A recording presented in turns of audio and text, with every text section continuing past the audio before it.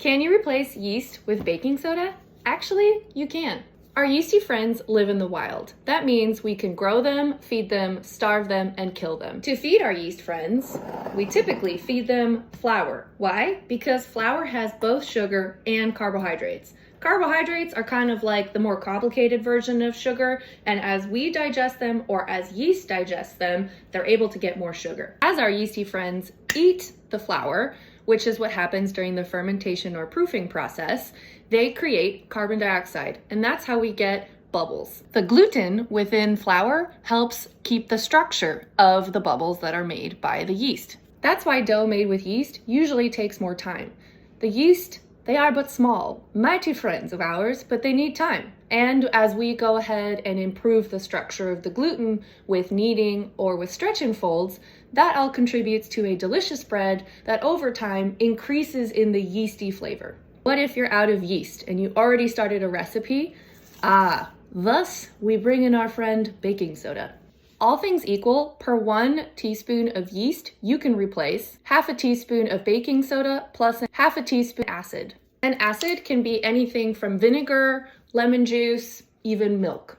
But how is baking soda and an acid different than yeast? Well, the reaction happens right away with baking soda and vinegar. You can see the bubbles right there.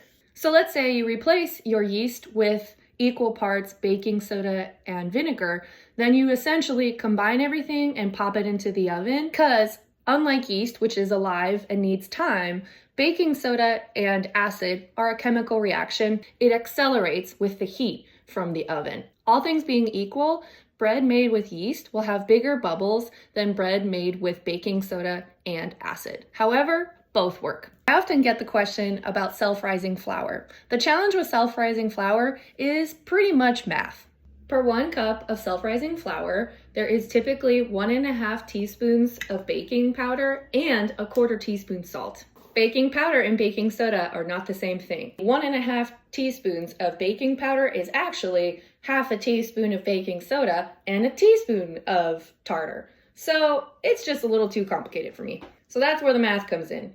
Basically, it's easier to replace 1 teaspoon of yeast with half a teaspoon baking soda and half a teaspoon acid. But as soon as you get into self-rising flour, you got to do all kinds of mixing and matching. So back to the original question, if you don't have yeast, can you use baking soda? Absolutely. But I wouldn't recommend using it with self-rising flour because nobody likes doing that much math. Hope that helps. Hope you have a good day.